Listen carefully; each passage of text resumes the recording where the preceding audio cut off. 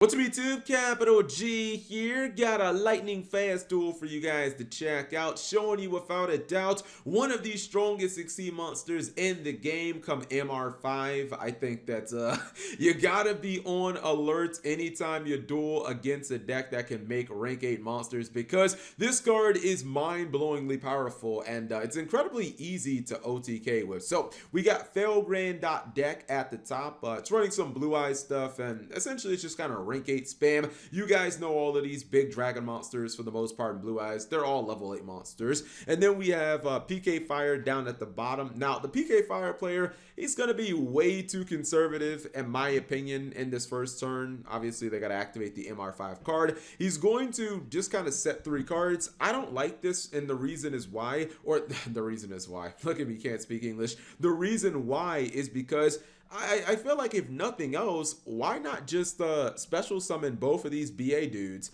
and then try to go for like a Dante? I mean, what's the downside in doing that? You still could have just set these same 3 cards and been fine. You would have ended up in the same position, but I feel like the ceiling would have been a lot higher, because maybe you get lucky, maybe you hit a Graph, maybe you hit a Fiendish Rhino Warrior, who knows? There really wasn't a downside in my opinion. Anyways, let's go see what the guy at the top is going to do. I believe he's going to start out with the Nebula Dragon, and he's going to special summon the Dragon Spirit of White. This means that he already has 2 level 8s on field, so he's probably looking to drop a rank 8 monster. Cypher Dragon into Cypher Blade. His opponent doesn't want to lose his face down monster, which is his only monster on field, so he's going to understandably hit it with that copy of Fall Blade.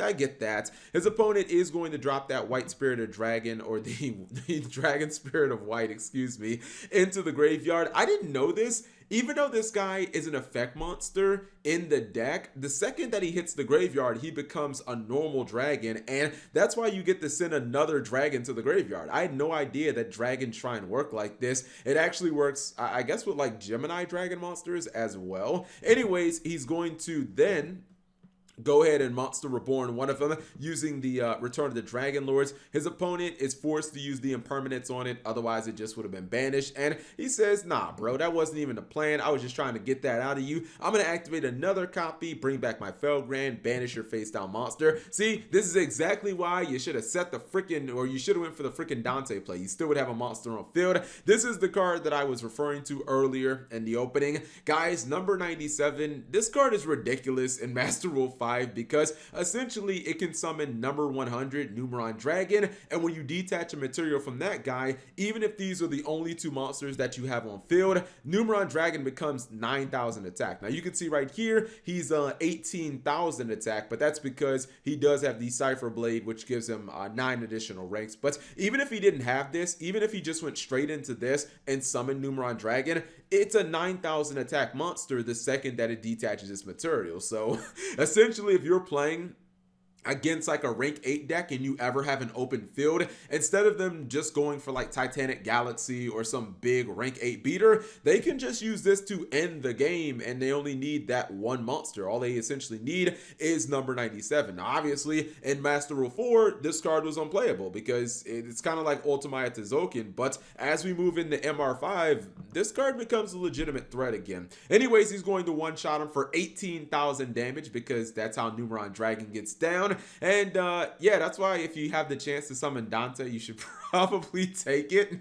If he summoned Dante, he maybe, I don't know, again, he could have gotten lucky. Maybe he even gets a Scarm Search or something in the end phase. I just feel like there was no reason to just sit on these 2 BA monsters in your hand. Summon the Dante next time, my dude. Or even go for a Cherubini. That could have worked as well. I think Dante would have been better. Anyways, hopefully you guys enjoyed the short duel. If you did, give the video a thumbs up. Thank you guys for watching. As always, subscribe if you have not already, and turn on that notification bell for daily videos.